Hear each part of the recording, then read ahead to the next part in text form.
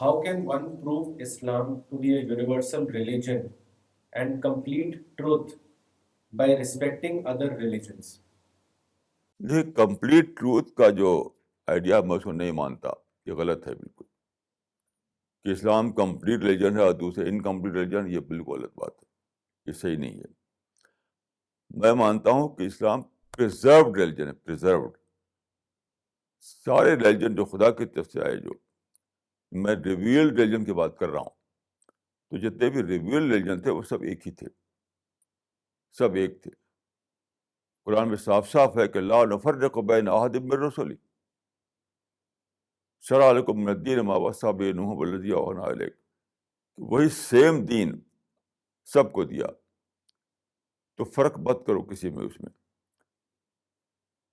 تو جو فرق پڑا ہے وہ پڑا ہے کہ دوسرے ریلیجن جو پریزرو حالت میں نہیں ہے، یہ سب لوگ مانتے ہیں۔ اسلام جو ہے وہ پریزروڈ ہے آج بھی اپنے اوریجنل شکل میں، تو ہم کمپلیٹ نہیں مانتے۔ باقی جہاں تک ریسپیکٹ کی بات ہے، تو ریسپیکٹ تو ایک پرنسپل ہے جو سوسائٹی میں چلانا ہی پڑے گا آپ کو۔ اگر آپ ریسپیکٹ نہیں دیں گے تو سوسائٹی انارکی آ جائے گی۔ تو آپ کو ڈفرینسز ہوں گے دوسروں سے، تو آپ کیسے ایک ایسی ہیلدی سوسائٹی بنا سکتے ہیں؟ اس کے ایک ہی فارمولہ ہے، وہ ہے میوچل ریسپیکٹ۔ میوچل ریسپیکٹ کا فارمولہ جو ہے وہ ایک سوشل فارمولہ ہے۔ اس میں یہ نہیں کون سچ ہے کون نہیں سچ ہے، اس سے کوئی مطلب نہیں ہے، کیونکہ ہمارے پاس کوئی دوسرا ورکیبل فارمولہ نہیں ہے۔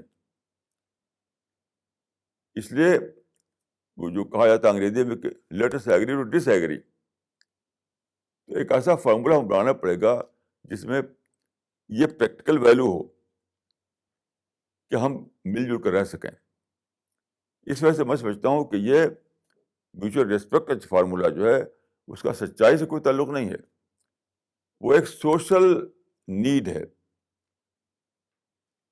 ریلیجن ہی میں نہیں، دوسری چیزوں میں بھی ایسا ہوگا کہ ڈفرینسز آئیں گے، تو وہاں پر کیا ہے، ہم مان لیں گے بھائی let us agree to disagree, تاکہ مل جل کر ہم رہ سکیں۔